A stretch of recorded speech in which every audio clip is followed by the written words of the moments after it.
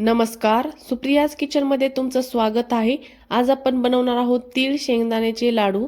तर त्यासाठी आपण त्यामध्ये गुळाचा वापर करणार आहोत। तर ते लाडू कसे बनवायचे चला पाहू। तर एक पॅन घेऊया, त्यामध्ये आता आपण 1 वाटी शेंगदाणे भाजून घेणार आहोत।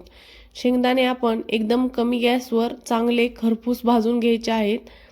शेंगदाणे चांगले कुरकुरीत झाले पाहिजेत आणि एकदम कमी गॅसवर भाजायचे आहेत, जेणेकरून ते करपणार नाहीत। आपण हळूहळू सर्व शेंगदाणे भाजून घ्यायचे। इथे बघा शेंगदाणे चांगले भाजले आहेत, तर त्यांना आता आपण काढून घेऊ।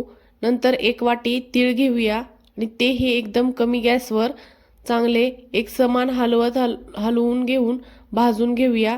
तीळ थोडेसे तडतडायला सुरुवात झाली की आपण ते काढून घेणार आहोत। तीळ जास्त वेळ भाजायचे नाहीत, ते करपले जातील, त्यामुळे ते लगेच काढून घ्यायचं आहे। तर इथे आपले तीळ भाजून झाले आहेत, मी काढून घेतले आहेत। नंतर आता आपण आपले शेंगदाणे चांगले थंड झालेले आहेत, तर आता त्याला अशा प्रकारे चोळून आपण त्याचे सगळे टरपाले काढून घेणार आहोत। त्याच्यावर आपण काहीच टरपाले नाही ठेवणार। आता मी चोळून सगळे टरपाले काढून घेतले आहेत। तर आता एक असा झाऱ्या घेऊन त्यामधून आपण ते टरपाले सगळे चाळून घेणार आहोत।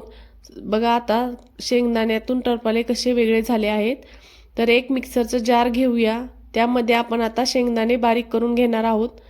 तर आपण इथे शेंगदाणे एकदम पिठासारखे बारीक नाही करणार, ते आपण थोडेसे दरदरा असे बारीक करून घेणार आहोत। तर बघा इथे मी असे शेंगदाणे बारीक केलेले आहेत। तर आता ते आपण एका ताटामध्ये काढून घेऊया।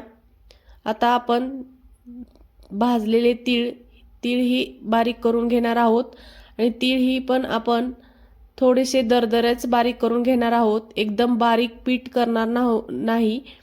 तर आता आपले तीळ ही चांगले बारीक झालेले आहेत, तेही आपण शेंगदाण्याच्या कुटावरती काढून घेणार आहोत। तर मी इथे थोडंसं त्यामध्ये सुंठ पावडर घातलेली आहे। आता हे आपण चांगलं मिक्स करून घेणार आहोत। आता गॅसवर एक पॅन ठेवू, त्यामध्ये 1 चमचा तूप घालून घेऊया आणि ते सर्व पॅनमध्ये पसरून घ्यायचं आहे।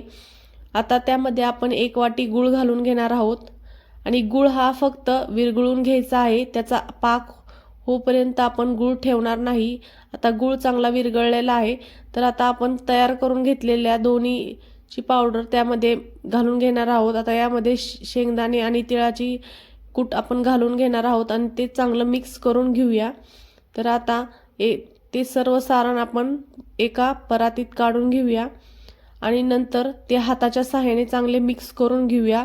इथे सारण गरमच असणार आहे, तर आता आपण सगळं मिक्स करून हळूहळू त्याचे लाडू बांधून घेणार आहोत। तर इथे मी हळूहळू सर्व लाडू बांधून घेतले आहेत। तर हे थंडीच्या दिवसात खाण्यासाठी तिळाचे, शेंगदाण्याचे आणि गुळाचे लाडू खूप चांगले असतात।